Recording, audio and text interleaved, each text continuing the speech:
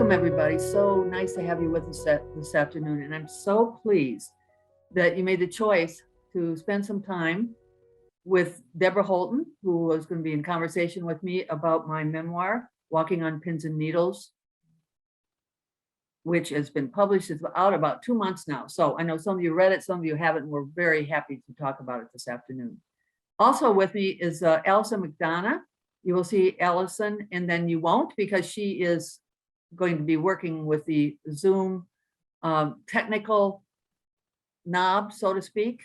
We need that, and hopefully we'll have a smooth sailing on the technical part. And thanks, Allison. So I have to say that our energy and working together, this has been a team project to get us to today, and we're all do Tai Chi together, so that helps us in terms of being calm and letting the energy flow.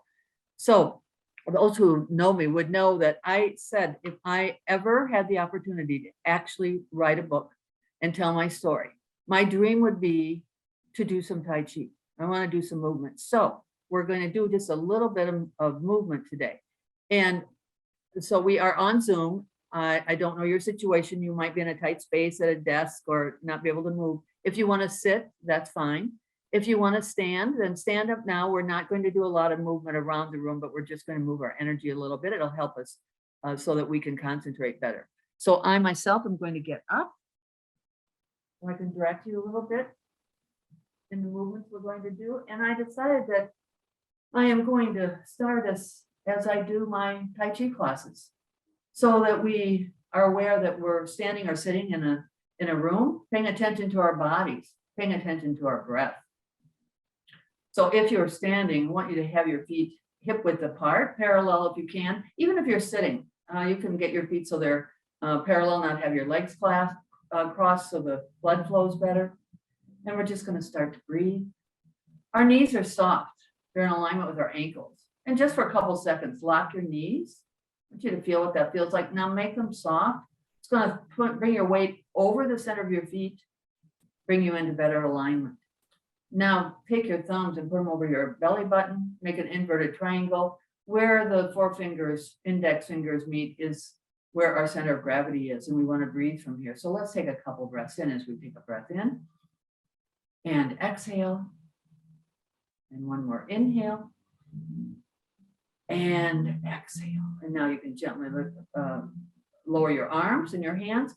The other image I want you to think about and see is an invisible string that's gently lifting you up from the top center of your head, so that we're lifted and we create space vertically in our body so that our energy can flow more freely. And let's start our energy flowing by moving our weight. Let's gently shift the weight to the balls of our feet. And now shift your weight back to center. And on the outside of the feet, if you can, only if you can, do only what you can, on the instep and then back to center. So feel your feet firmly into the floor and just start moving around a little bit, side to side or circles. Visualize your legs and your feet like the trunk of a tree, that you're sprouting roots deep into the earth, connecting with that earth energy. Think about the trees this time of year, how they're bringing up the energy to create new leaves, depending on the part of the country and the world you're in. But here in the Midwest, we're looking for spring and those nice green buds. And just be aware you're breathing. And now come back to center and stop. And now reverse, go the other direction. So you're focusing on your breath, moving around from side to side, and always coming back to center where we're most balanced. And let's do that, come back to center. Now we're going to bring the energy up the center of your body.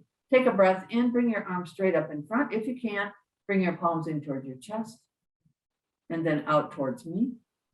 And slowly bring the energy down. You can wiggle your fingers a little bit, relax them. Let's do that again. Palms in towards the chest and out towards me.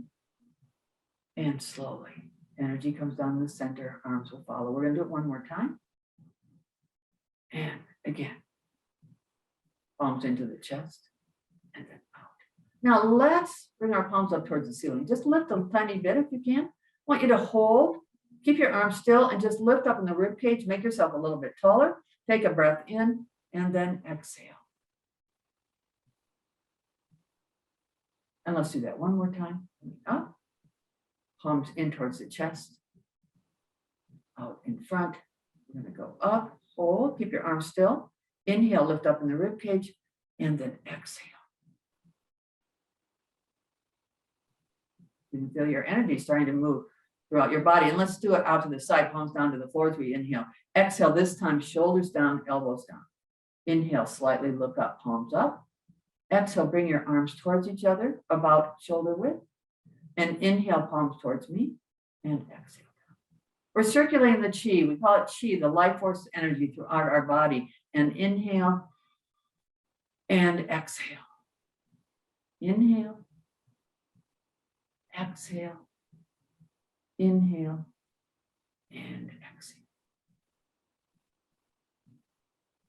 Now let's bring our palms up, take a breath in, bringing the arms up as we bring the energy up throughout the body. And let's take that good energy and just sprinkle it down through our pores, get any stress out of our head, any other ideas, problems, just let them go.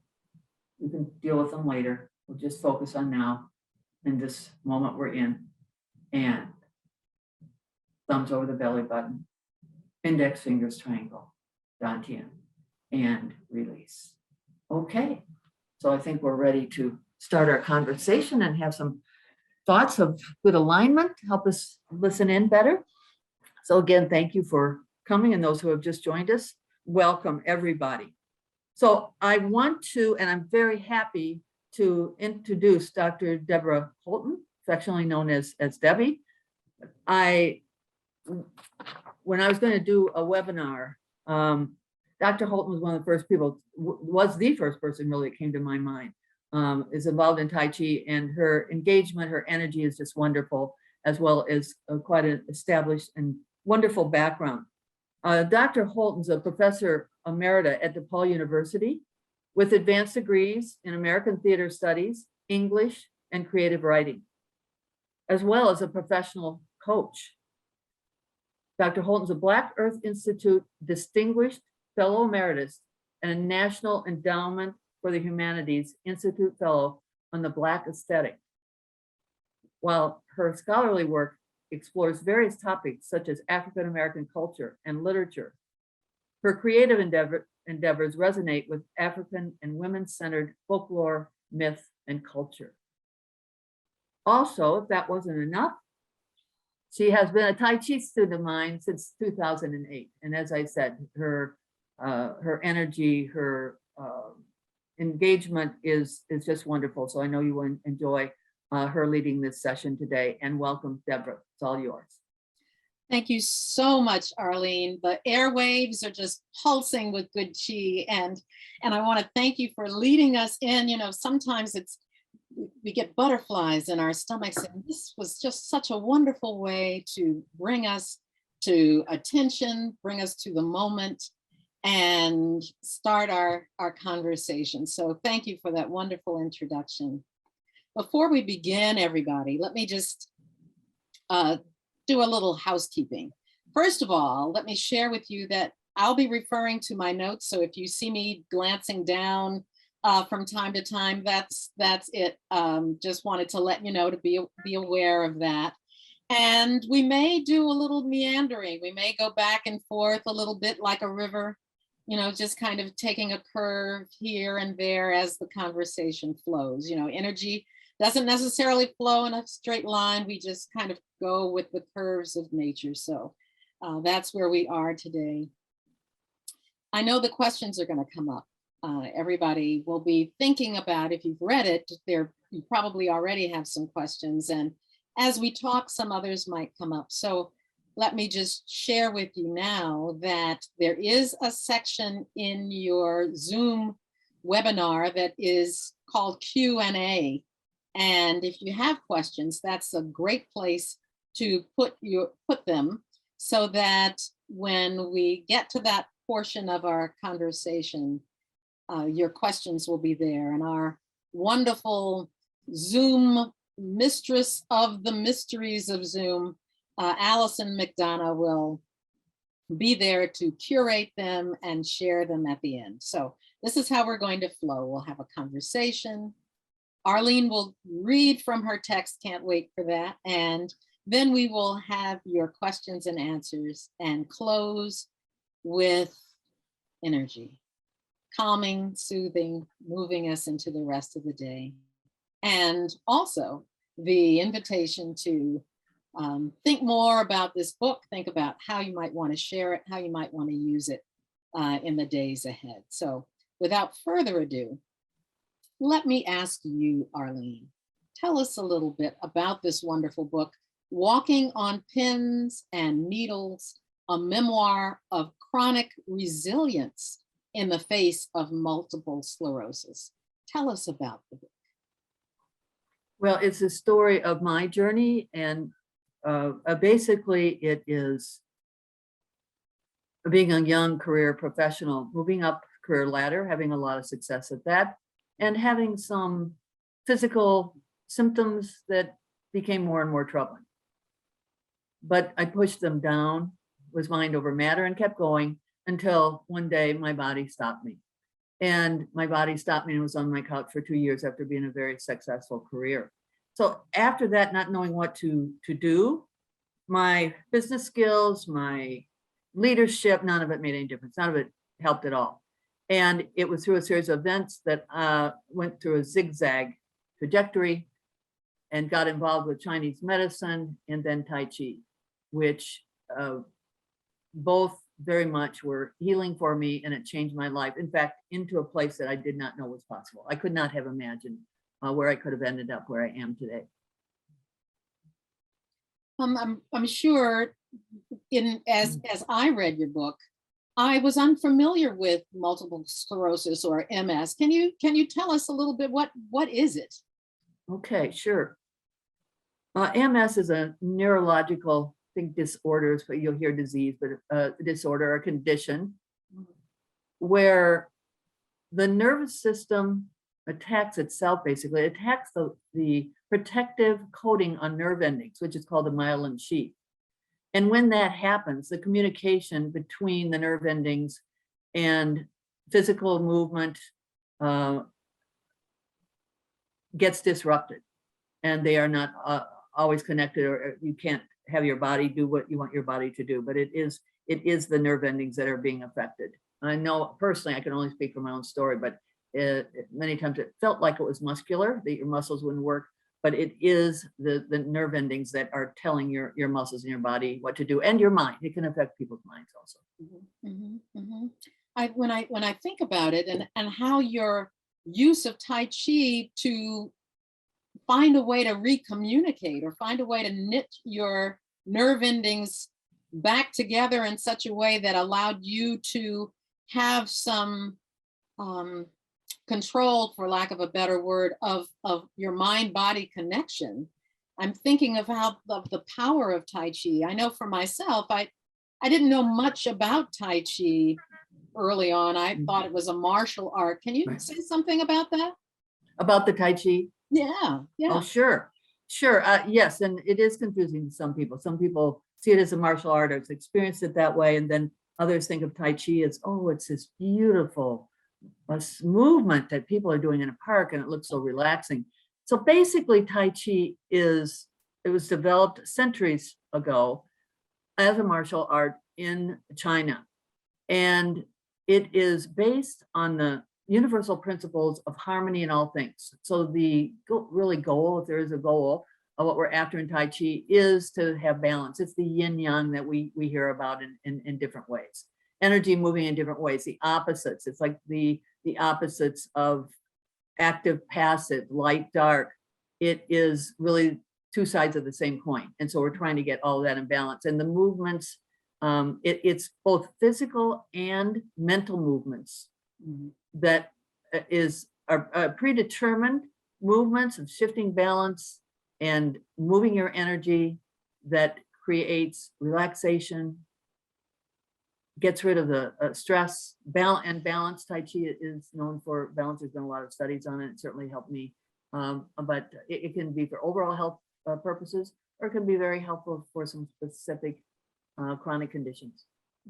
I know a lot of people, from what I've read, the idea of using Tai Chi as a way to find balance, especially later in years, that scientists and medical professionals are finding value in Tai Chi. So I'm glad that you're sharing not only what it is, but also how it might be helpful for others. And you certainly, through your story, talk about that. So tell us, why was it important for you to share this story? Why now? I know, it's a good question.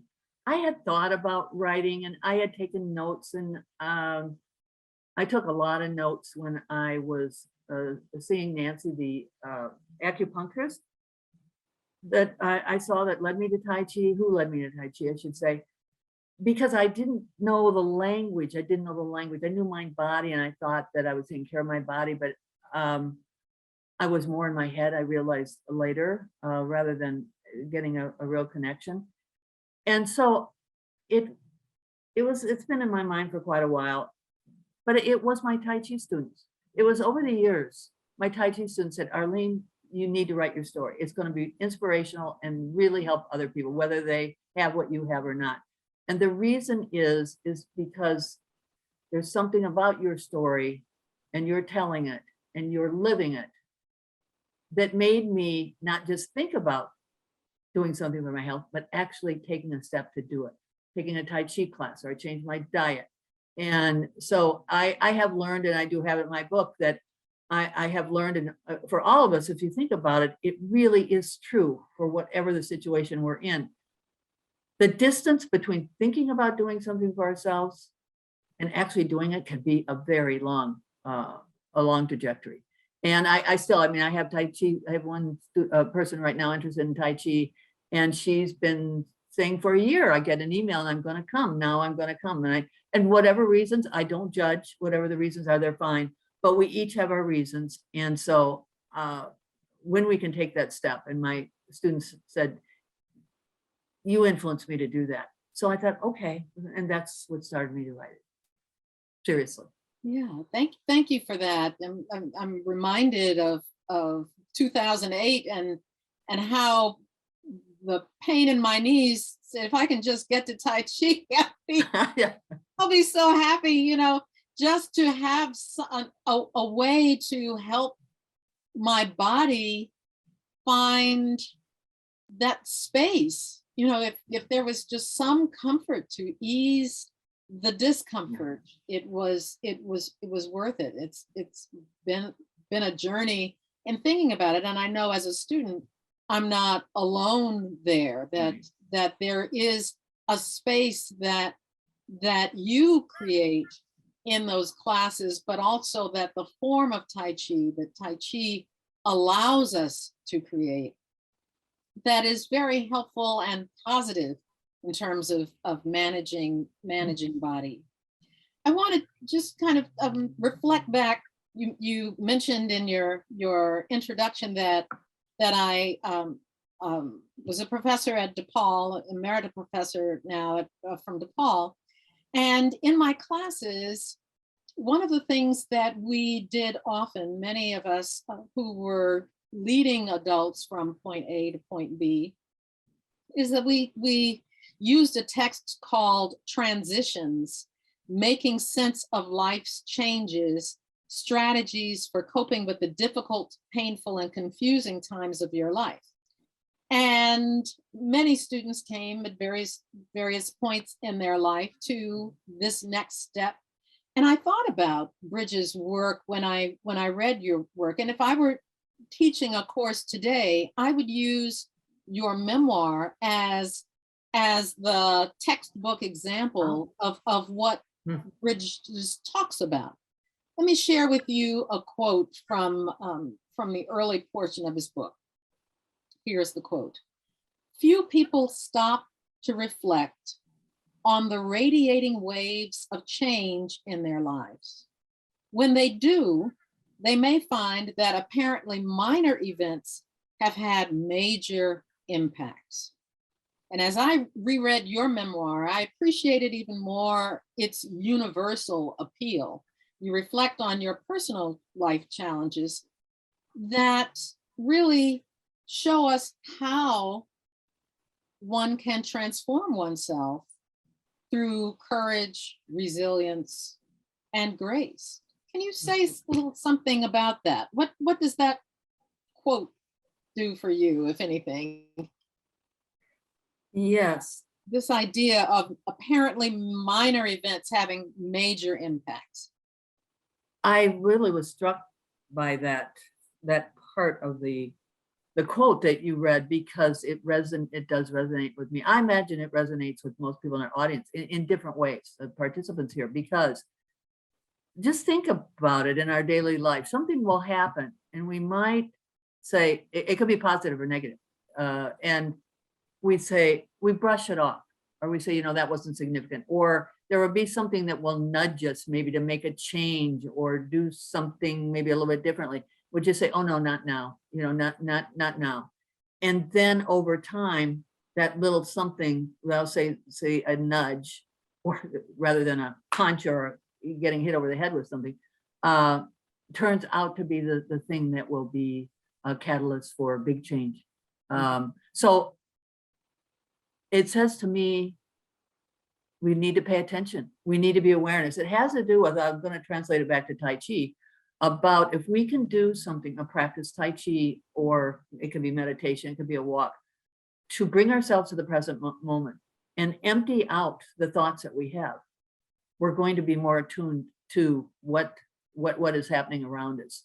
Not that we'll always pay attention to the what might seem minor, but I think that's probably a truism in my mind, that what might seem minor becomes major. And then maybe the other way around, our big dream that we wanted in life, or, you know, I always wanted that car, I wanted this, and it turned out to be very insignificant. That it sometimes is reversed, and what we thought was important isn't, and what we didn't know, we might not even know it was important, becomes important. And for me,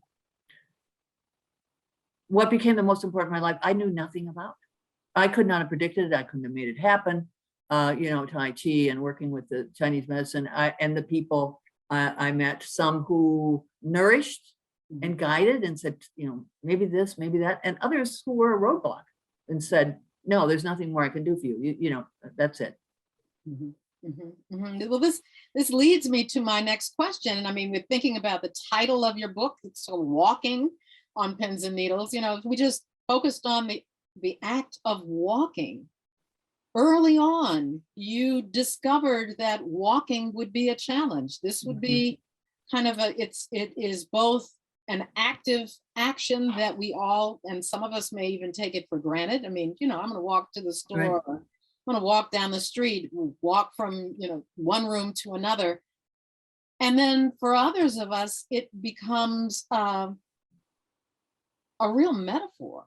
So in thinking about the literal walking, it started right when you were right out of high school, didn't it? When you emerged and you were in that department store, Right. and unable to walk. Share a little bit about that. Yeah, actually, right out of that was college, in Mhm. terms of finishing, I think, but young, very young. Very young. Yeah. So at that point, that was a very scary incident, obviously, to lose the feeling from your waist down in one afternoon. I mean, it could have been longer than one afternoon and still been very scary. But I was young, and I thought, well, this will pass after a few days. I really did. It wasn't that I dwelled on it, that we'll find a way to get through this and find out what it is and go on. And so at that point in time, I didn't really focus on that it would be something that was going to impede my life, you know, at that point in time. And how would you know? And yeah, How would you know? I mean, when you think about where you thought your career was going, what you thought you were going to be achieving, those were the kinds of things that were going through your mind, weren't they? yes, absolutely. So where did you think your career and life were going to go? What was your dream then?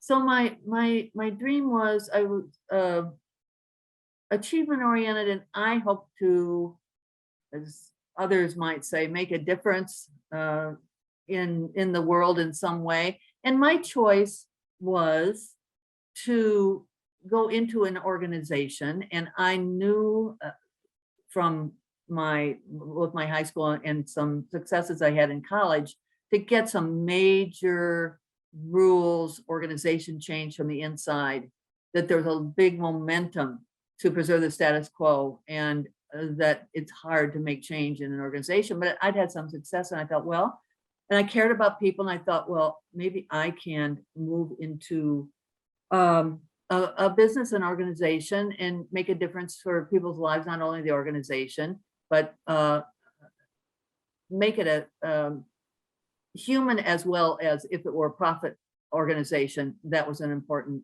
part too, but bring some humanness and my skills to that organization. Mhm, mhm. So I thought that might mean gaining more responsibility. I was up for that. I was up for, I have to say, if you want to be in the real nitty gritty part of it, in thinking about career aspirations, yes, I thought I'd like to be a leader. I'd like to have some decision-making responsibility and policy Mhm. making responsibility. I wanted to achieve a level where I could do that. And who were your role models then? Oh, that's a good question. That's a really good question. I don't think that I really had a lot of role models in terms of women. There weren't a lot of women who at least I knew about.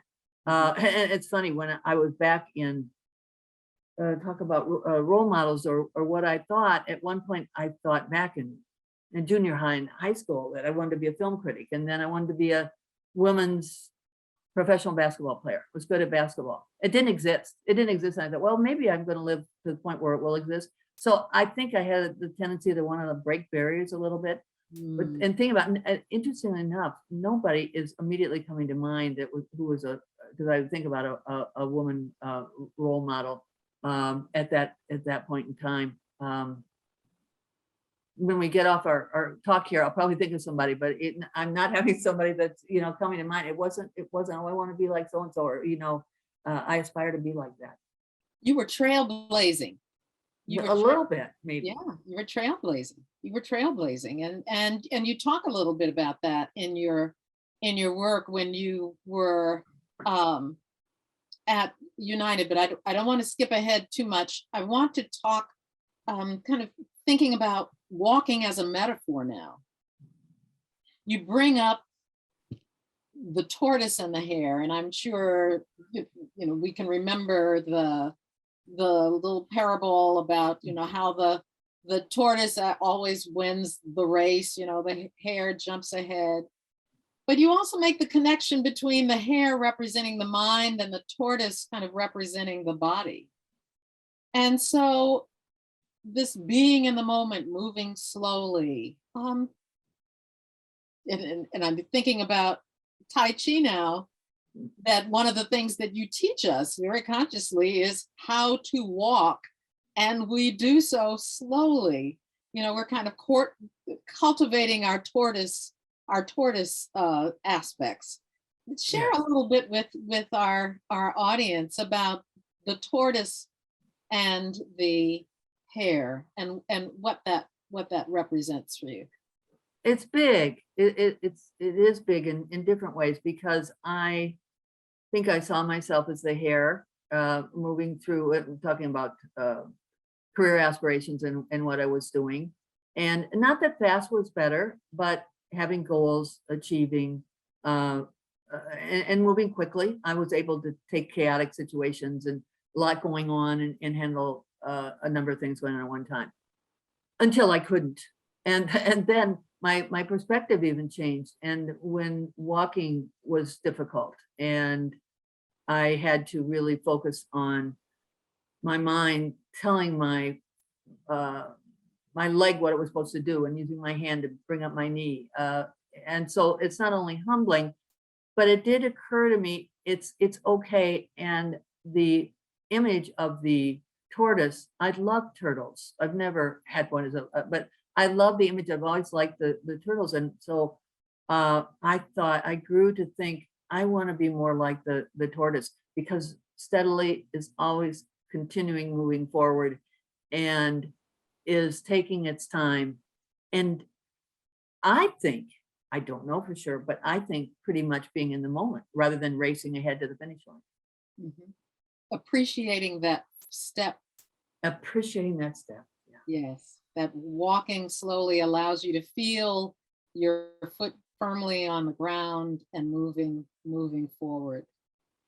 You know, I think about journey and the idea of going somewhere. It seems the turtle or tortoise knows where she's going in some way. At least she can appreciate the what's happening in the moment, Right. rather than going so fast that you miss the exit.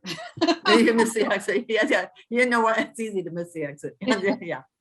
The other thing that came up around chapter 10 was this idea of the body. Your body doesn't lie. Mm. What an important statement that is. I mean, how do you know if you're not listening? Isn't that the truth? How do you know if you're not listening? So can you share with us a little bit about when you made, your journey to listen in that context, how you pushed those limitations were something to pay attention to so that you could hear your body. Yes. It's such an important question for all of us here today in terms of, when we really are paying attention, or because I thought I was, I think I mentioned it earlier, and I really wasn't. I was in New York City and in a working for the airline and busy job. But I knew that I needed to take care of my body. And so when I went to the health club and had a fabulous instructor who became a friend, her name was Melody. And she would say often, she'd say, your body doesn't lie. And so I thought, okay, I took that in and really intellectual. And then as I started to have some severe problems walking with balance when I was in New York and all the traffic, everything that was going on and having, can I get across the street? I thought to myself, I do need to listen to my body. And what I did was think, how can I prop myself up? And I did that in terms of getting a cane, but an aid, and get myself through it. And I thought about it more as walking and doing what I considered normal. When I say normal, I mean normal physical ability of walking down the street at this point in time. Mm-hmm. I have to say, honestly, it wasn't until a few years later when my body stopped me and I laid on my couch for 2 years that I really started listening to my body. I thought all those years I had been, but I really realized I had not been. And what that means is, if your body says we got to rest or you're in pain, okay, you can do something. You can listen to that. But in terms of overall direction and how you live and taking time to just be, not do, that I learned later on. Mm-hmm. Mm-hmm. And thank you for sharing that, because that resonates back with Bridges as well. He says that you can't have a beginning until you have an ending, and that space between the end and the beginning is what he calls the fallow time. 2 years on the couch is critical. That you have to stop in some way and allow all that you've taken in get filtered and reorganized so that you can have an honest beginning. Yeah. And that, I said that, your book was an exemplar, and here again, it reflects that, because not knowing, you had a surface understanding and Mm-hmm. An understanding how to get from point A to point B, right. Critical, important. But what that really means, that your body doesn't lie, also suggests that you honor your body more. Absolutely. So going back to this metaphor of journey, thinking about the path, and what came up as I was reading was the irony that you were working for United Airlines, in an industry designed to get you from point A to point B. you know, you know, Yes, you know, and that here you had an opportunity through your work to connect with other cultures, to see other ways of life, to experience other ways of knowing in a, whether it be, in your visiting Europe, or if in your travels from East Coast to West Coast and all points in between. And yet in this corporate culture that you were experiencing, that those expectations and demands were at odds with right. this, how will I get to the listening to my body? Right, absolutely. That fast versus slow. So, I'm curious about, you mentioned no role models come to mind immediately, but I'm just curious about those additional pressures you may have experienced as a woman in a corporate environment, and what that did to your health and your listening. Yes, thinking back, there were extra challenges. I think that's the right word to use. Women had to, so this was, let me give some timing to the audience in terms of the 80s, late 70s into the 80s. We had to pay attention to what we wore, and there were comments on appearance that women had to deal with that men didn't have to deal with. I think the main thing that comes to my mind is value of opinion and worth in terms of worthiness to make the tough decisions. Not all of it was out in the open. Some of it was implied. It's the culture in terms of, and it's not just where I worked. I had friends in other businesses. And so I think that this was not relegated to a corporation or a certain airline. I think it was broader than that, but it was a struggle. There were the one level up ahead of me, the highest level, the senior VPs and the head of the corporation. They'd gather for golf and they'd have some meetings. I mean, this is what had, and decisions are made in those environments. The women didn't belong, had to find a way to get through that. I remember one day having we had a big cafeteria, and people at all different levels of the organization and management were in the cafeteria. So it wasn't really segregated by level. But I was having lunch with two other women, managers and directors. And a man came over to our table, whom we all worked with, and said to us, well, something big must be going on here, that you three big shot women are having a meeting. Well, it happens all the time. We were talking about business. We were talking about challenges of the day or nothing, And so it's that perception that, and that shows that it was a time of more newness of women being in higher levels of responsibility than not. It was, you had to be aware. And so look for other like people, women and people who were, I don't know that it wasn't an overt struggle, but it was there in terms of what they call the glass ceiling and trying to break through that at a certain level. And I remember comments about being said about, well, is she strong enough? Is she got what it takes to really, that kind of thing, more about women. So when I was having physical problems and trying to keep them down, I tried as best as I could not to say anything in the company because I thought it would be seen as a sign of weakness. I did not think it would be accepted. And looking back on it, I think that I probably was right, that it would have stymied my career.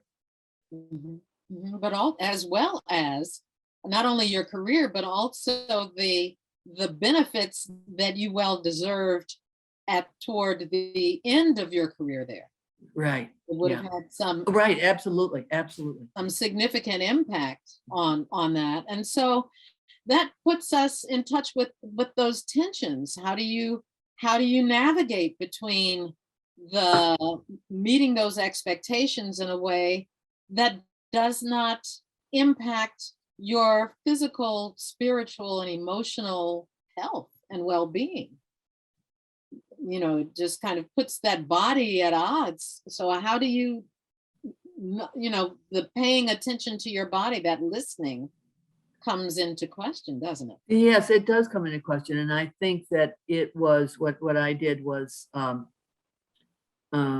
say mind over matter in terms of pushing through it with my head rather than my body. But I was aware the balance was needed. So, I wanted to go out and have a good time and have fun and be with people and go to movies and travel, that kind of thing. So I looked at that as well as exercise. I played squash when I was in New York, and I was at an exercise club and did some walking. And so I was aware from that standpoint that I needed release, needed to take care of my body, and with diet also, and eating well. So I was aware of that, but not putting that at the forefront, particularly when I was having some problems. When I started having some problems with walking with balance, I just think, well, how I didn't to myself even say, well, how do I do what I feel is normal? Normal is a term that lost all meaning. I didn't know what it was, and you lose a benchmark about what it is after a while. And so it's just getting to be able to navigate on my own, rather than and walk down a street, and be able to take care of myself. And it gets really basic when you're some of your functions start to give way. Mhm, mhm, mhm. And Or get limited. Let me say that. limited. Yeah. Yeah. Even at a young age, it's early 30s. I can't imagine what that would be at such an early age, to have to work with those expectations and then the realities, and do that with the kind of resilience that Yeah. you describe. Which brings to mind the values that served you well. I mean, resilience certainly is one of them. Was no question that you had courage. I mean, you had courage in that corporate environment to be able to speak up, wanting to change the world takes some courage to be able to go against the status quo, as you've described. What other values do you think accompanied you well on this journey, as you in your discovery of Tai Chi, but also your coming to deal with the MS as you have? I think I th- I think kindness is one, and kindness to other people, as well as to myself, and not completely berating myself if I couldn't do something, or if I was not fully able. I didn't get down too much on myself and say, well, why can't you do this? I just thought, I can't. I have to figure out a way to do that. Mhm. So I think, and kindness to other people. I think one of my maybe unstated reasons I went into human resources was twofold. What I mentioned earlier about being able to have the skills and the wherewithal to make some changes, to work at a high level and make some policy decisions and change things for the better in a company, but also treat people well and recognize them and listen to them. Listening is probably, an active listening, one of the most underrated skills I think that probably exists. And I'm trying, I still am thinking about that to this day, is that people have stories and people want to be listened to and want to be heard, and taking time. And even in my busy schedule, when I was going like this and going like, I would sit, if an employee wanted, I would sit and I'd listen to them, or I'd go have coffee, or I would do that. To hear their story if they had an issue that they needed me to either do something about, or get somebody else to try to pay attention to, or whatever. So those are ones that come to my mind. Certainly perseverance was a big one, and determination. And being,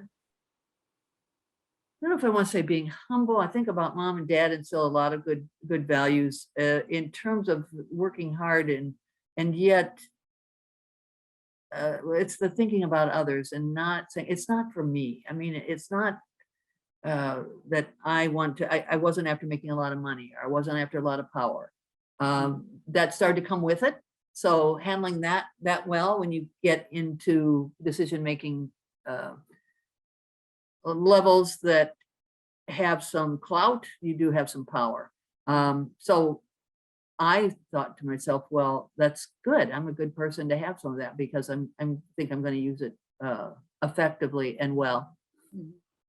Even in your book, you describe a situation where one of your employees, you had to make a difficult decision with her, and your active listening really changed not only the way in which, just her whole body language you described just changed, and she felt truly heard, and you were able to use that as a way to solve problems to help her experience whatever transition she was going to make in a much more positive way.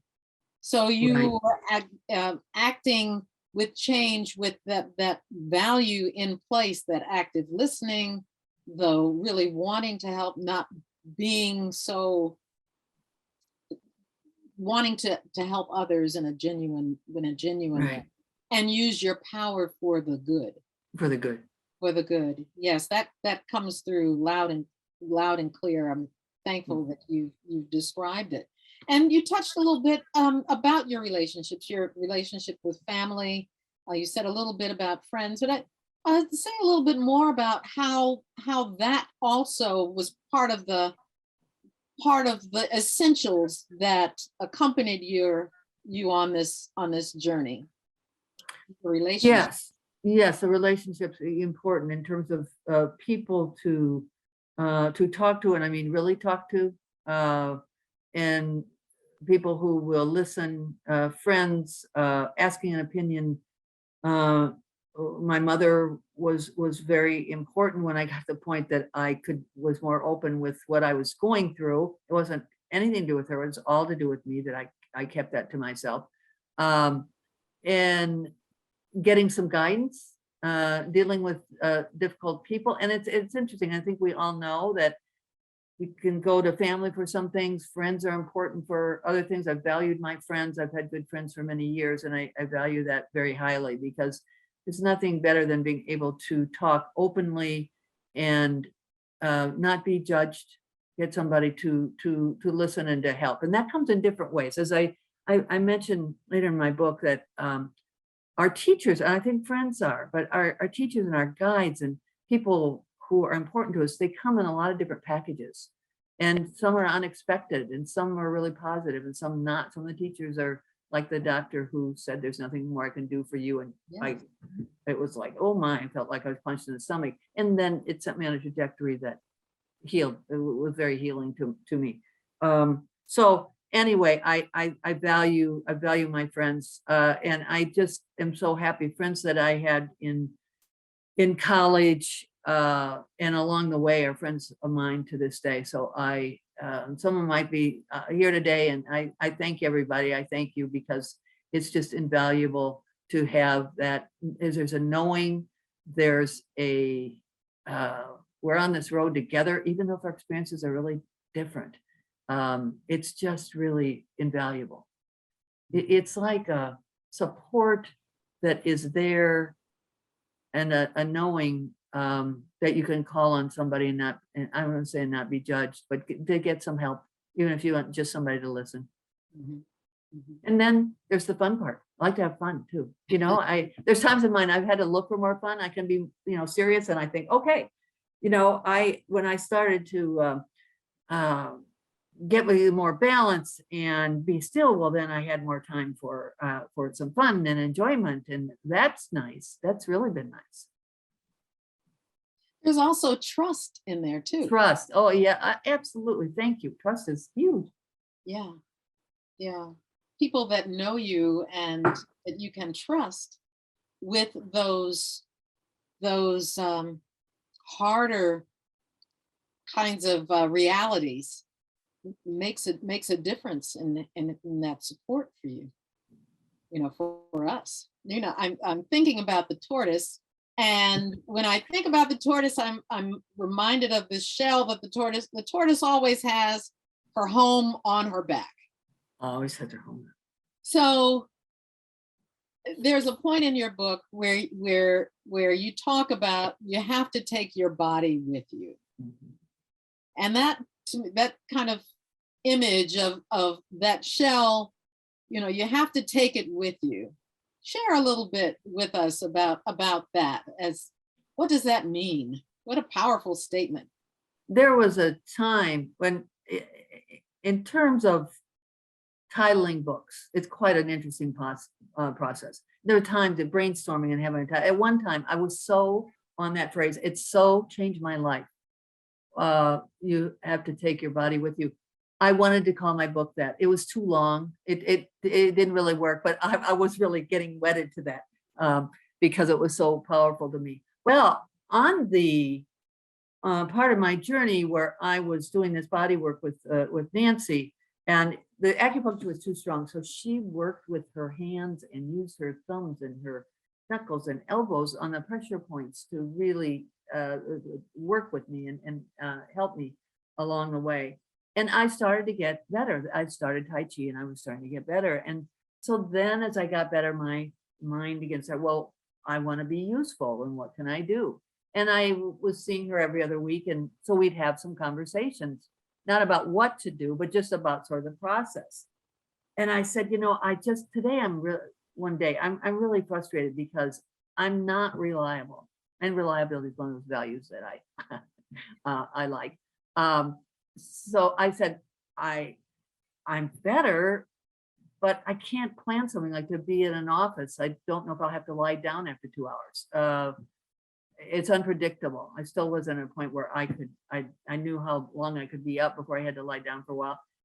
And that's where she said to me, well, whatever you decide to do, you have to take your body with you. I resisted. I said, I don't want to take my body with me. I've been valued for my head and my skills there, and it's too unreliable. So you can see at that point, I look back now and see that in retrospect, I wasn't there totally listening to my body. I want to say totally. I don't know if we ever are totally, but I was still relying on what I knew and what had rewarded me in the past, and what I valued in terms of my head skills and stuff.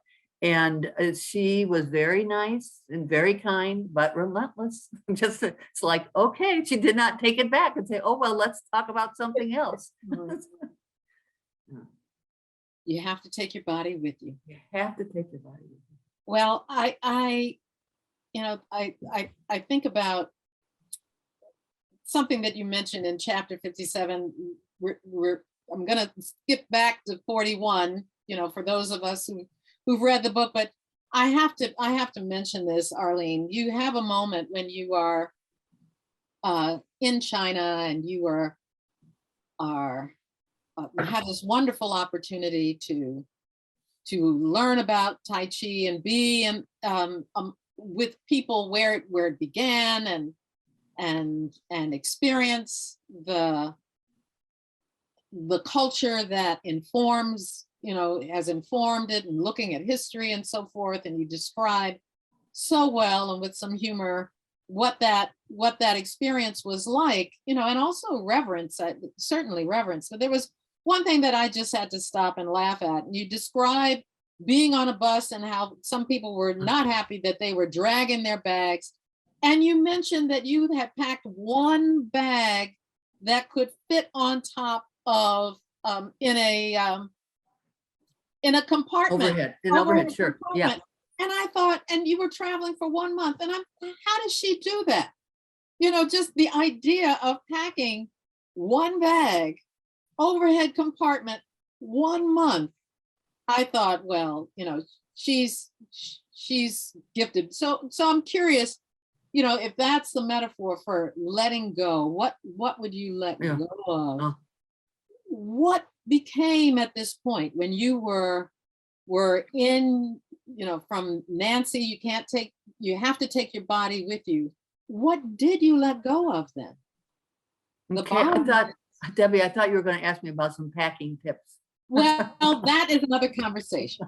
That's another conversation. It put me in touch with it. I've made it. Because, okay.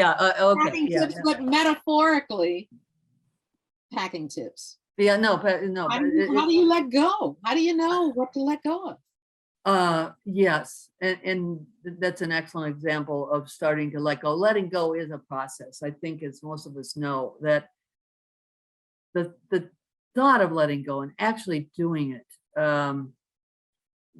there can be some time and space in doing that, and it is a process. And sometimes we start to let go, and then we start to hang on again, and go back. So it is a process, and I think that the letting go there was the process that got me to be able to go to China. I had dreamed of a trip to China ever since I started Tai Chi, because my initial teacher, I love the thought of not only is our breath, and I talked about the Dantian where we breathe, excuse me, the source of life for us, but the source of Tai Chi and that which is healing me.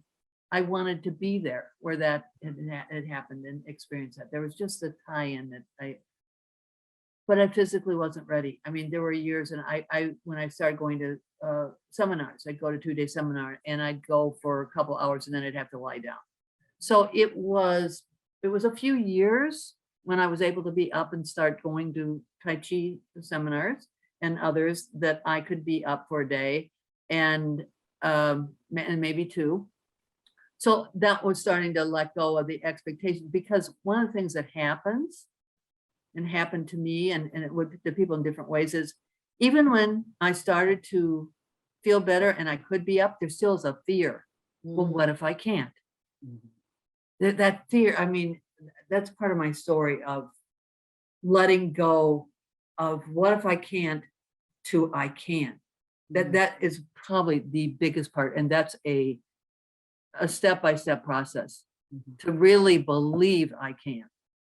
And maybe I can do something in a different way than I did it before. Maybe I'll have to adapt somehow, but getting rid of that, I can't. And I think that part helped get me stronger, and little by little, I was able to let go. That was letting go of fear.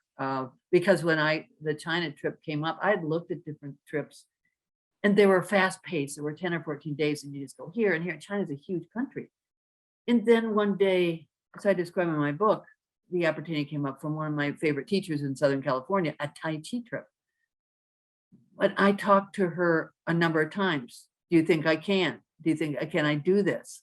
And, it's not going to be all touring, and adapted. I didn't do some things when we were over there, but it was that whole, I went out on a limb, not exactly the same way I did when I jumped into Chinese medicine, but I sort of did. That China trip was, I'm going to throw myself out there. I'm going to go all these thousands of miles, and okay, let's hope it's going to be okay. And I can do okay.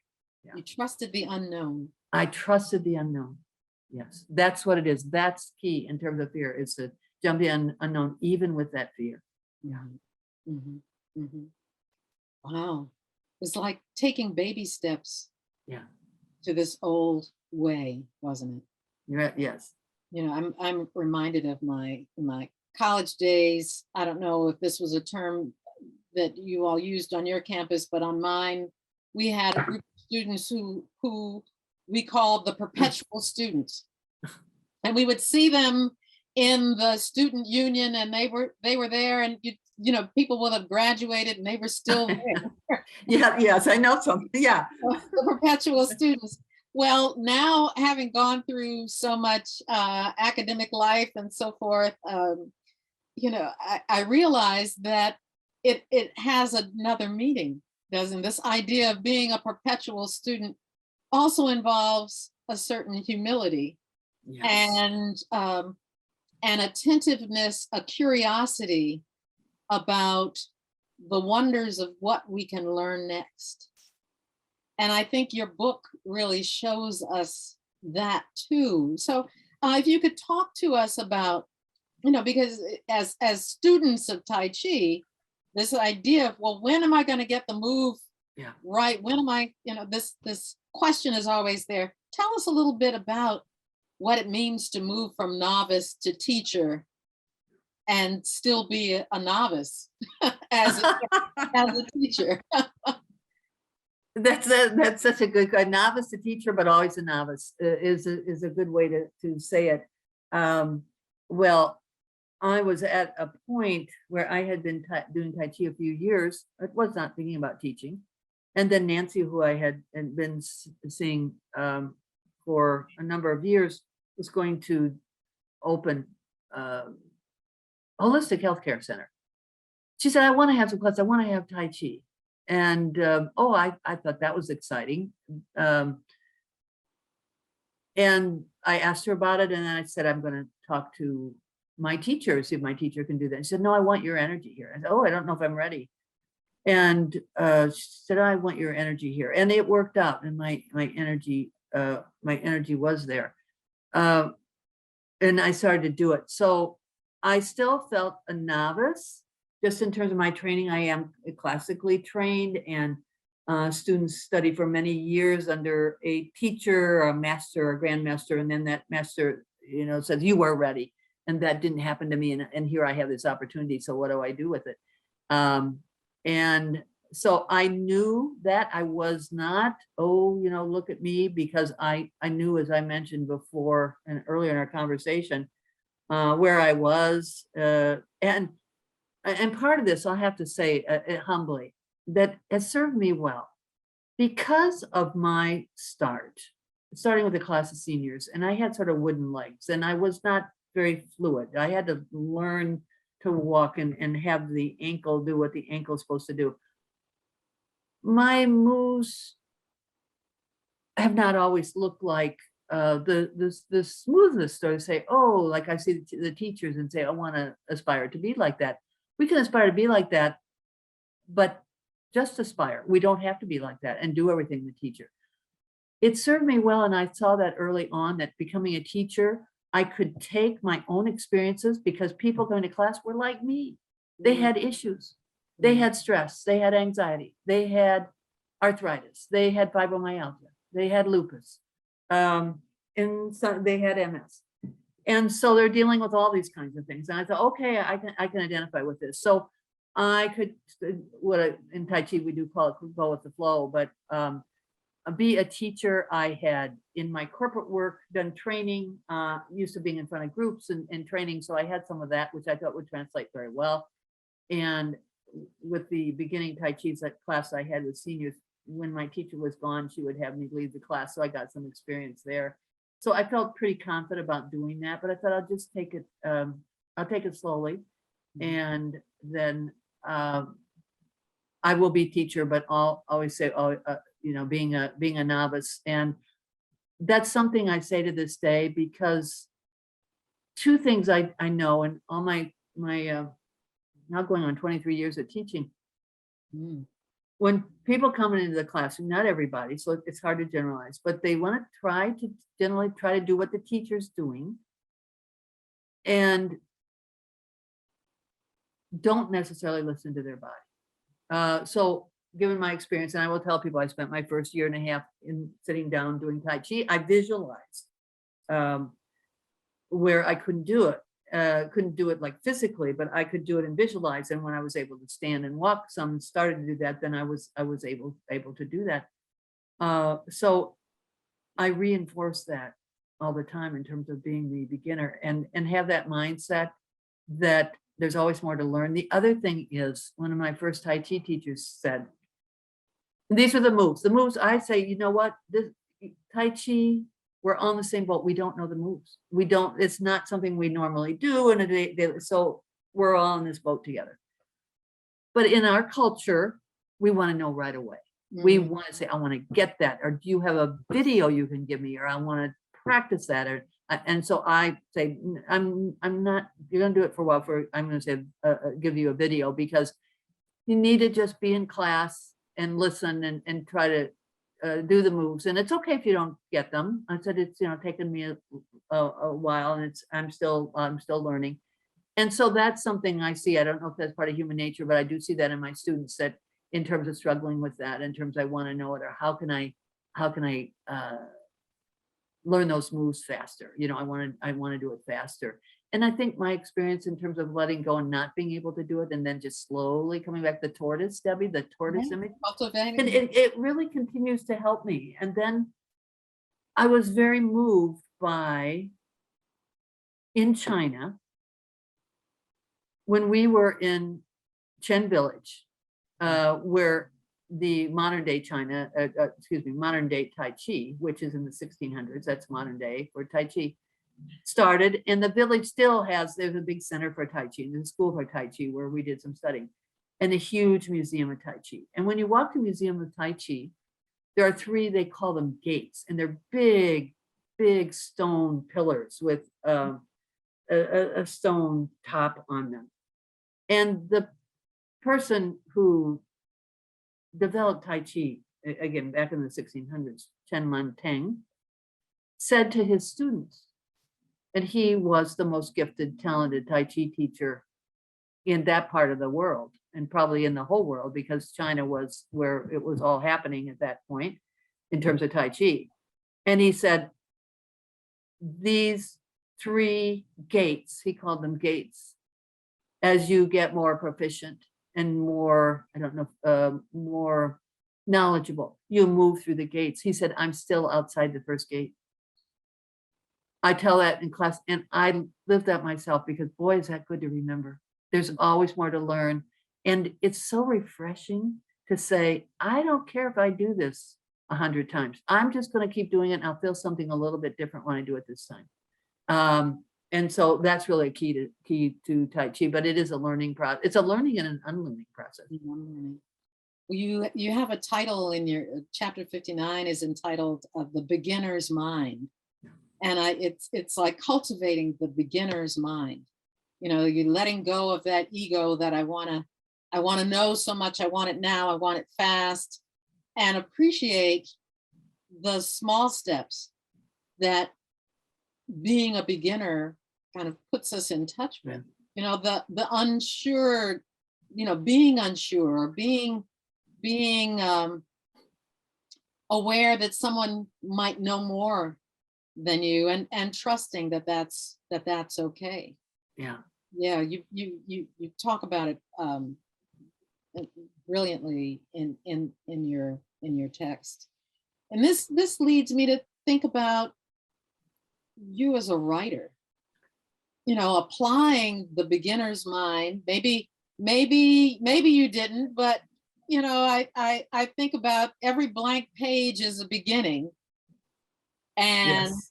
And there's preparation, and then there's beginning. Going back to that our Tai Chi, Right. Preparation. We have beginning. Preparation, beginning, yes. And thinking about what it means to write this story. It's one thing to have it framed in your mind, but actually putting it on the paper. What choices did you make as a writer? What was important as you started conceptualizing this text? Big questions and important questions. Before I really knew it was going to become a book possibility, I sat down and I wrote stories. I was very motivated to write a story, and I'll tell a story that motivated me to do that, because I think it's very helpful. It spurred me to write the book and to keep going.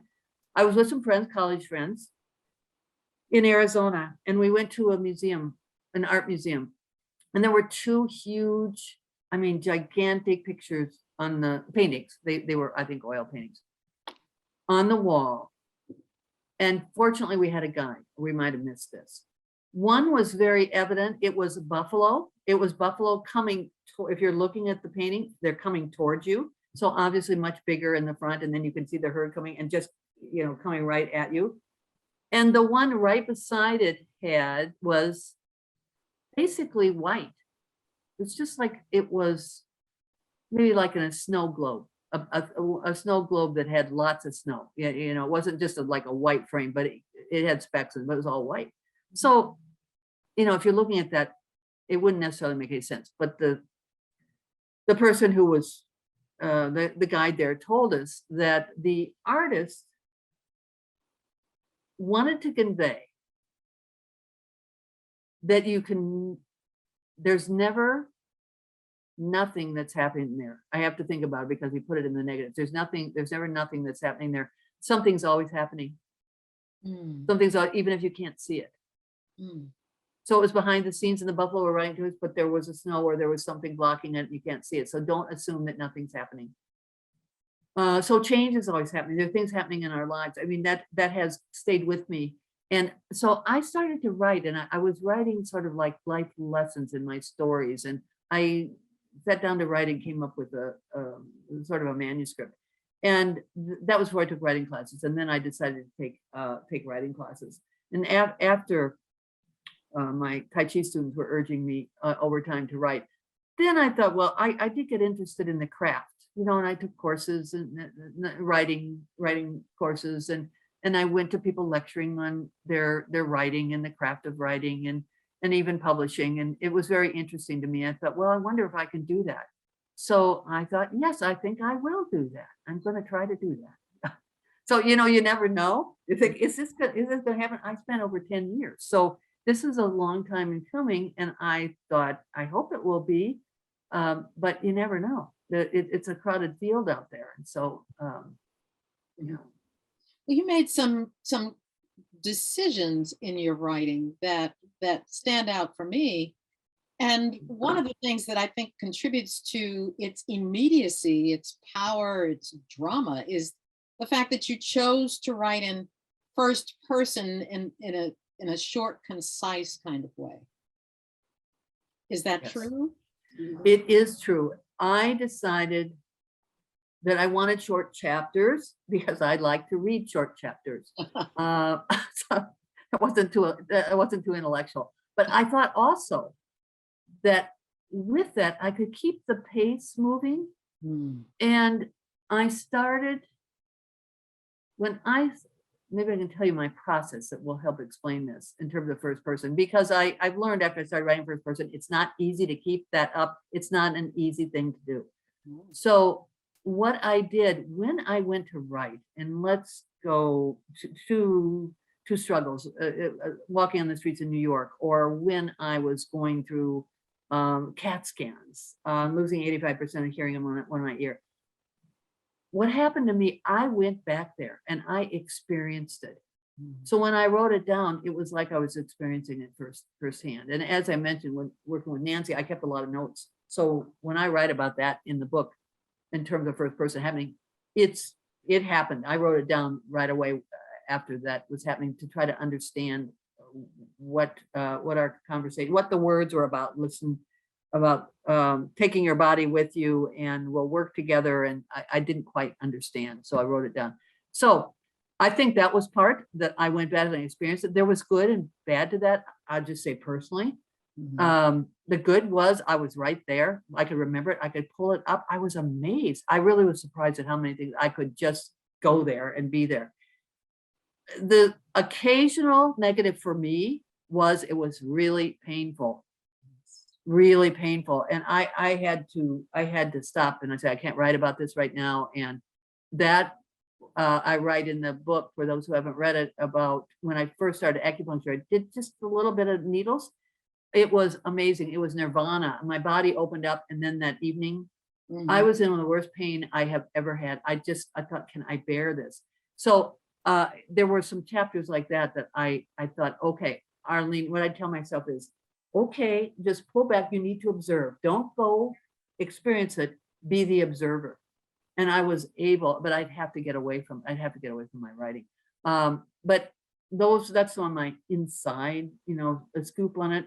But generally it worked for me to keep the keep the experience first person. And then when I got working with my development editor, she would help me like say, oh, you went to past tense there. So, you know, keep it going, keep it going. So they have another eye and another person who is very good at the craft working on it.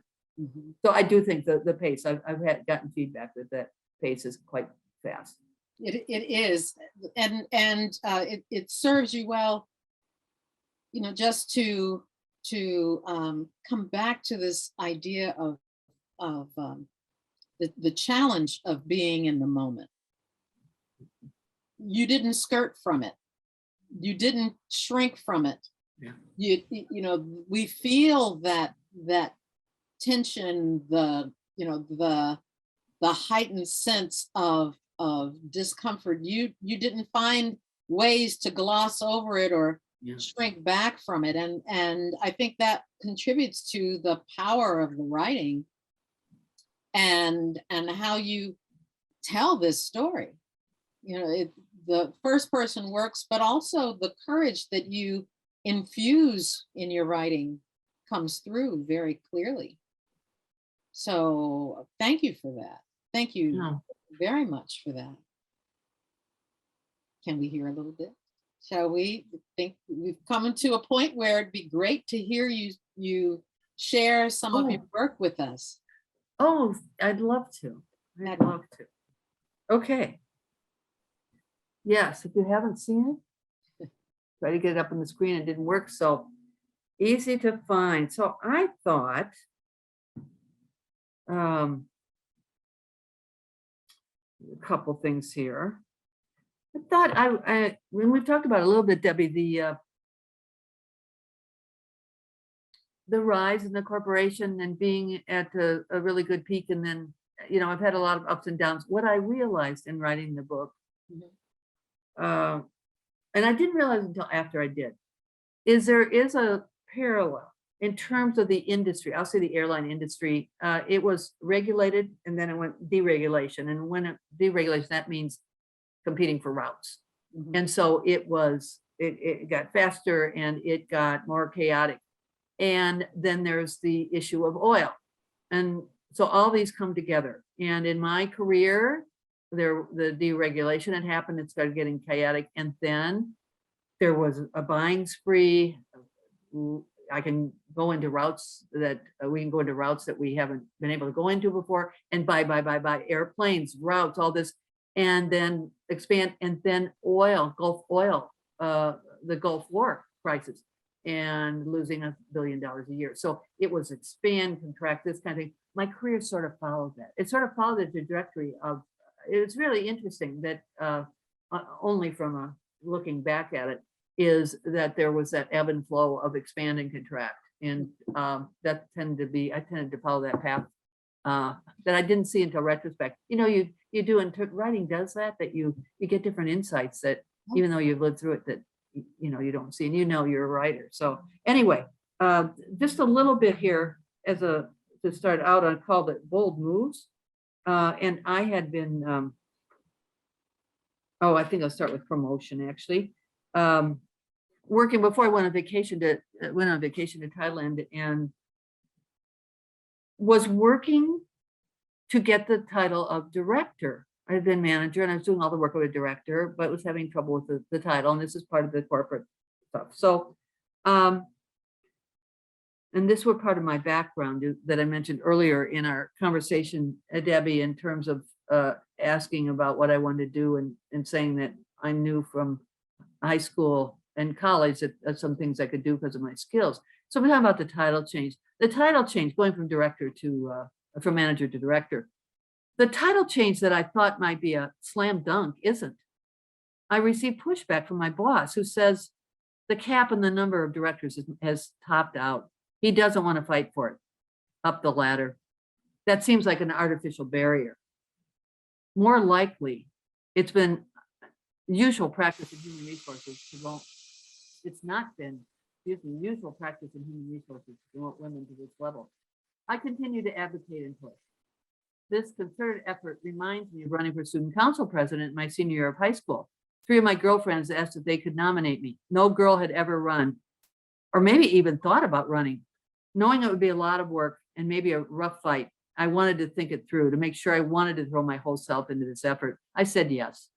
It was a tough challenge that lasted a month, including speeches, making placards with slogans, recruiting surrogates to speak in public, and also talking one-on-one with students. The pace was frenetic and tension built. In the end, I won with many more votes than my opponent. We had a public celebration with this victory, not only for me, but for also showing that girls can compete with boys for leadership positions. This experience reinforced the importance of advocating, not quitting, going up against opposing views to achieve a worthy and just goal. My advocacy and perseverance regarding the director title pay off again all these years later. In March 1989, my new title, Director of Human Resource Planning, becomes official. I believe that success is due to my presenting compelling data and already having shown my competence and value to the company. At 40 years old, I'm now in the top 2% of management in a company of 98,000 people. So that was that time. And then I'm going to go to, after what I talked about into the expansion and then a huger contraction where I walked into a meeting and remember well, said that our human resource division, not just in my department, division needed to get rid of $325 million. So anyway, departments, thought careers are going to get lopped off, and I think my department disappeared. It was like expand, and then contract. So this is after that happened, and I reluctantly started a new job, and it's in 26 miles from where I live, out in the northwest suburbs. So just start when I'm walking into the door of it's a training center. I turn right and go down a long hallway. Nobody's around. Given that many jobs have been eliminated, there's a lot of empty offices. I slowly turn another corner, walk by 3 offices to mine. My brown leather briefcase doesn't feel heavy this morning. I'm so used to carrying it, a habit of my work life as a manager and director. This morning, it's not filled with papers, not filled with work to be completed. A marker of my new status. I look at my watch. It's 9:20 a.m. and I've done nothing productive. I sit in my chair and stare at the dark computer screen on my desk in front of me. The power button is on top of a tower. Sitting on the desk beside, is sitting on the floor, beside my desk. Remember those towers? I press it. A familiar little flashing light appears on the black screen as the computer boots up. Letters and words appear on the screen. Is the computer out of focus? I lean over closer to the screen. The letters are blurry. Is there any way to make the letters bigger? I don't have a clue. I rub my eyes with the palms of my hands. I blink, then blink again. I look down at the memo pad on my desk, the one with my name on top, the familiar United Tulip logo, and underneath. I got this special memo pad when I became a director. My name is bold in big print. The letters are out of focus. My life is out of focus. I lean in, put my elbows on the desk, rest my head in my hands, and look straight ahead at nothing. I look up to see the clock on the wall. It's out of focus too. The second hand going around and around and around. I stare at it in a trance. My attention returns to the present. I can't just sit here. I need to do something. Tempting to stand up, my knees buckle. My right leg is weak. I catch myself by quickly grabbing the back of my chair. What's happening? I'm totally losing it. Like kryptonite hitting Superman, rendering totally useless, uncompromised. But there's no meteorite hitting me from the outside. It's all happening inside of me. Should I call for help? Since no one's around, it's going to take too much energy to find somebody. I'm alone, falling apart. I'm scared that I'll collapse, and hours later, someone will find me out cold on the gray linoleum floor. Focus, Arlene. Figure out what to do. As I sit in my chair, my heavy eyelids close over my eyes. I don't feel faint. My heart isn't racing. It's not a panic attack, just unbelievable fatigue. My body is so heavy, I need to lie down, but I can't here in my office. I slowly stand up again. I've got to get out of here.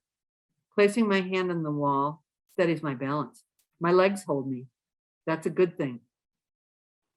I don't look for anybody. I have a blank brain. It's all a blur. Somehow I walk to my car in the parking lot, drive 26 miles home, right up the elevator to my condo on the 11th floor. My body remembers what to do. I arrive home on autopilot.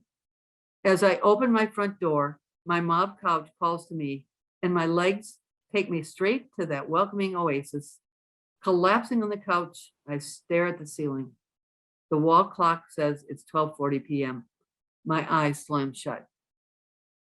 So later on, and that was my start of lying on my couch for 2 years. And later on, I thought about how dangerous that was, how dangerous that was that I did that. Driving home in an autopilot, and it fortunately everything worked out okay. But that was a scary. So that started that chapter, and then I will, towards the end of my book, as I'm moving through the phases we've discussed here in terms of healing phases. I'm very happy to be able to read what I'm going to read you now.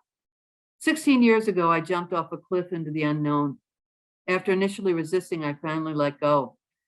I'm so glad I took those first actions to get off the couch and traverse the steps to Nancy's.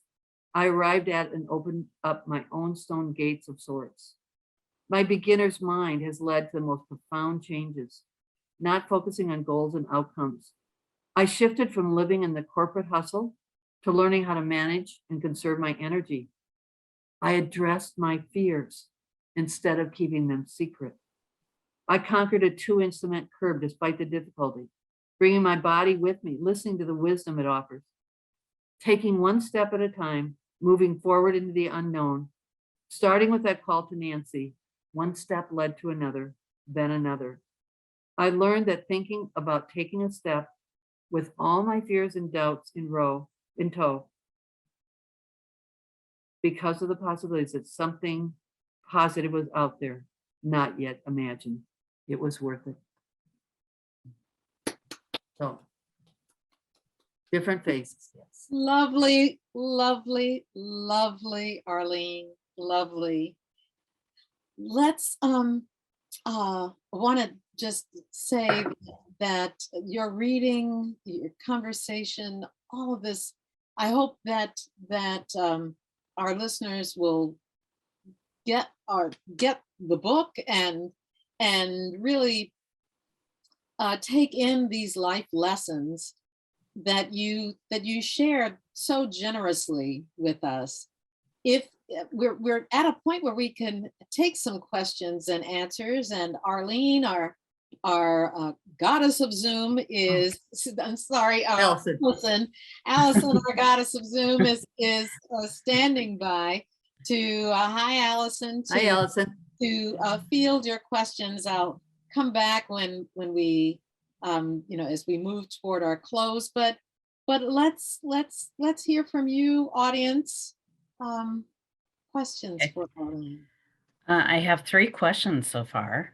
The first one was about asking if this person wanted to attend your Tai Chi classes virtually. So I did post your website where they could get more information about that. I don't know if you want to speak to that further. Thank you for that. Yes, do, and I am getting requests. Please contact me. You'll see on my website the schedule. I have some ongoing classes, limited beginners right now, but I'm interested in your interest. So if you, I have on both of I have 2 websites, a Faulk Tai Chi, and then my book is on arlenefaulk.com. You can go to either one. There's a contact form. Just, it's confidential. I've used that because it is confidential, and just let me know. I'd be glad to have a conversation with you. And then the same person had asked about if you had any recommendations for books to introduce them more to Tai Chi. I'm going to answer that, I think, in the same way, because I'd have to go look on my shelf. I mean, I do, there's a Harvard Business School, not Harvard Business, but Harvard Medical School Guide to Tai Chi. There's some one I use, but I think it's better to handle that on an individual basis. Okay. And then the last question, someone who has similar health issues was wondering if you would do an audible version of your book as they are fatigued by reading and would prefer to listen. That's a good question. Thank you for asking it. I just talked with my publishers last week about that and to get a proposal of what that would be, what it entails, or what the costs are. So I don't have any plans right now. I hope that this book will spread wider and wider, and particularly if it gets a really wide audience, then it will make sense to do an Audible book. I hope so. You will hear from me on my website when I do. Yes, and I also want to mention, it's just the beginning. I've been doing podcasts, and there will be some interest in different ways for you in the audience. Some are from chronic wellness to I did a Tai Chi notebooks. Whether you're in Tai Chi or not, there's good lessons in them. So they are on my website right now. If you have questions, there's going to be more to come. But some of them, I've been very moved by some of them, and they're very good. So that's another resource. Lots of gratitude for this conversation, and wanting to know if they can share this webinar with others. I know we're recording it, and I think you're planning to post it to your website. I will know soon. I think that my wonderful marketing consultant, Kim, is here in the audience today. We've talked about that, and I will rely on her best judgment on how to do that, because I am getting questions about it, and we want to share it as much as we can and have you share it with others. We just want to sort of spread the word. Yes, please. Thank you. Thank you for your interest. Thank you, everybody. Yeah. That is all the questions that I have at this time. Okay. Okay, thank you, Allison. If anyone has any more questions, we have a little time, but if not, let me just say what an honor this has been to be with you this afternoon, to spend if you're in Chicago, you know that it's such an auspicious day. The rain has been flowing, and the energy from the sky has been feeding the earth and feeding our spring. And so it's just a wonderful day to be in and to spend the afternoon with you. So I want to thank you so much. I feel so honored to be with you in this phase of your journey, Arlene, and it means a lot. And thank you, audience, for joining, for being active listeners in this conversation. The book is Walking on Pins and Needles. It's a gem of a memoir of chronic resilience in the face of multiple sclerosis. And as we've heard, much, much more. On the back, Arlene tells us, Tai Chi is not about trying harder. It's about letting go, being in the moment, feeling balance, and the fluidity of energy. Last words, Arlene, you want to share a little something about that quote on the back of your book? I definitely will. As we know, the letting go is a process and one step at a time. And where Tai Chi has been helpful and other practices you might be involved with is breathing. And people ask me what you can do what's the one thing I could do to really help my health? I say breathing, and I mean intentional breathing. It really helps them clear the mind. I want to say keep at it in terms of the letting go, knowing it's a process. Our monkey mind, we've got issues and problems, and they keep at us. So, and maybe recur, and we might have trouble sleeping. So, my wish is for a way through either a class. I do think it's important to involve your body. We can't just think it away. I think that we need to move our bodies in very healthy ways, but it could be a walk, it can be Tai Chi, it could be yoga, it could be Pilates, and I'm sure a number of you are involved in those things. And there's even meditation. I mean, there's I know people who do some online through apps. There's also, I was saying, and a lot of people know about this, there's some app, and I'm not going to know the name of it, but on breathing, I was looking for something and it's really good. It's a sun. So it's a big yellow ball. And the idea is to take a breathe in for 4 seconds and then out, and it counts for you. And I thought, oh, this is wonderful. If somebody would just take the time even to look at this app, that's what we're talking about. And so people are trying in different ways to help people with meeting you where you are. But I think the first thing in letting go is to be honest with where we are and what we need to let go of. That some things that we think are out there, or this is a problem, is inside. And so we have to work on ourselves. And not blaming ourselves, but be kind to ourselves. We go back to be kind, but to work on letting go. So with that, I do want to say my sincere gratitude. I am so grateful for where I am, to be able to walk for Debbie Holton and Allison. I truly am, to have this experience. It's very, very humbling to be able to teach Tai Chi and have other people experience what's been so helpful to me, and to give it away. And I feel that way about my book too. If I can help in terms of taking that one step forward, then that's what I think. We're in it together, and we want to help each other out and share our stories. So I'm really, really grateful to you, Debbie. It was just a wonderful, enriching conversation for me, and I hope it was for our participants too. Just thank you so much. Well, thank you. And again, everybody, I just want to encourage you to get the book. It's available on Kindle.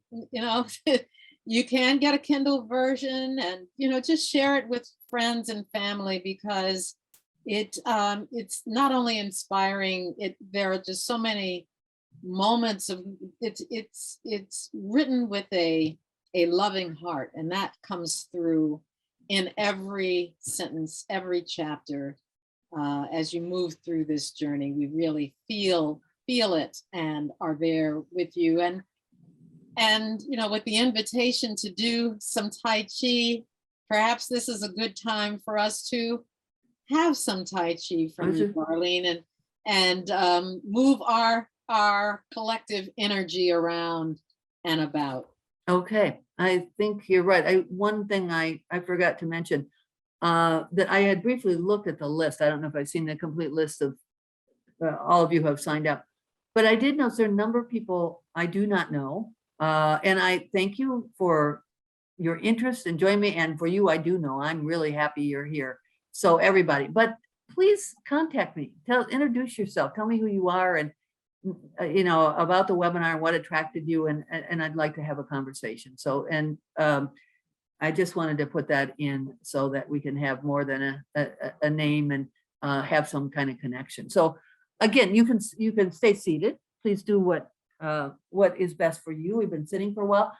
I'm going to stand up in a minute, but I'm going to do the seated so that we all, we tend to slouch in a chair. Don't we know that? I mean, with our, we just sort of collapse, and think, oh, this is relaxing.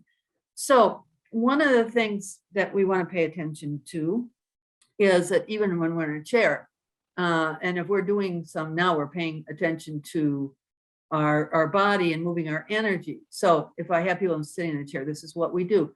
If your back is strong enough, you sit up to the front part of your chair. Your feet are hip width apart, and they are parallel and flat on the floor. If you can do that. Again, you want to listen to your own body. So if there's anything that you physically can't do, then that's okay.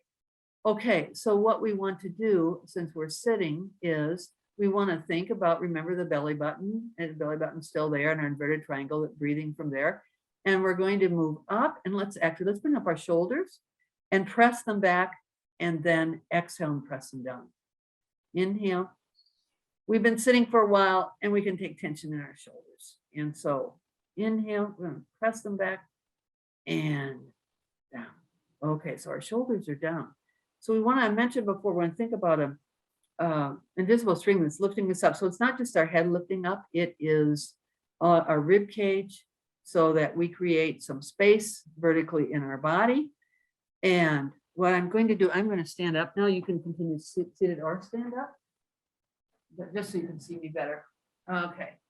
So we are in, if you are standing hip width, and soft, move our energy a little bit. And we're going to bring our inhale up, energy up the center of the body. Lower the elbows, bring the arms, hands, and fingers up, and just bring the energy down. Try to keep the weight in the center of your feet. It's easy to go back on your heels. And we're going to come up. And we're going to lower our elbows. Your hands are going to be facing me. Now you're going to turn it right in front of your chest area. So I want you to visualize an energy ball about the size of, let's say, a volleyball, a little bit bigger than, I don't use a basketball because the basketball is heavy, but an airy ball. And we talked about our dantian, our center of gravity. And what we're going to do is we're going to take a breath in and expand the ball. And then we're going to contract. You're going to keep some space in between your arm and your body as you inhale and exhale. You can use that lower belly breathing and exhale. This is excellent for balance. And with what we've done on alignment, in our alignment, I started my Tai Chi. We're going to keep going as we inhale. As I mentioned, in a chair, we worked with this energy ball.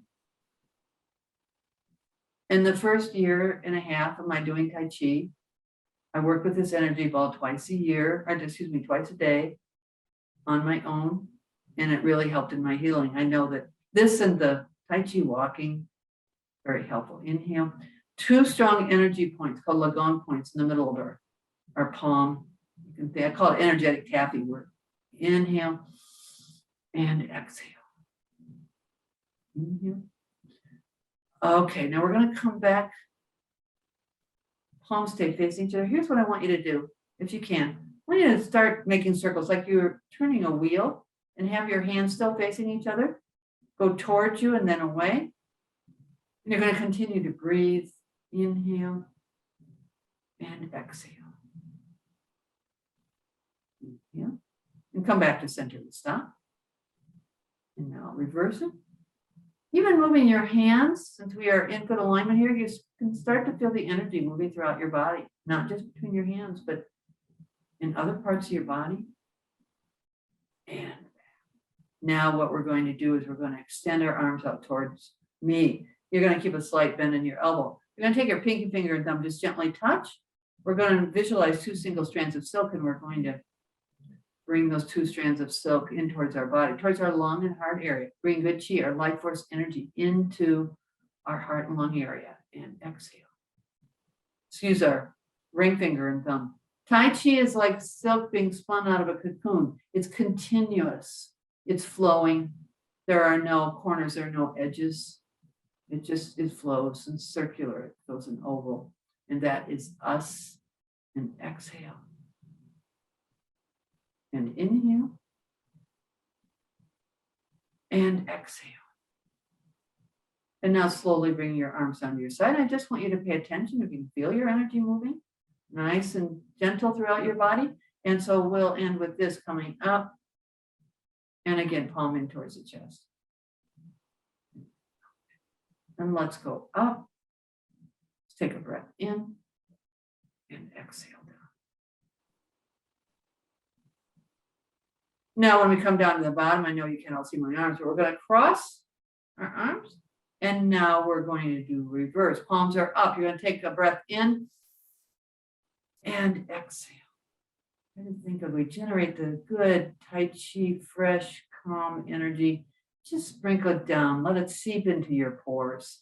Get rid of any anxiety or stress that you feel in your head. Just let it just dissolve into your body and out and away. And let's do that one more time. We'll end with this and coming up and exhale.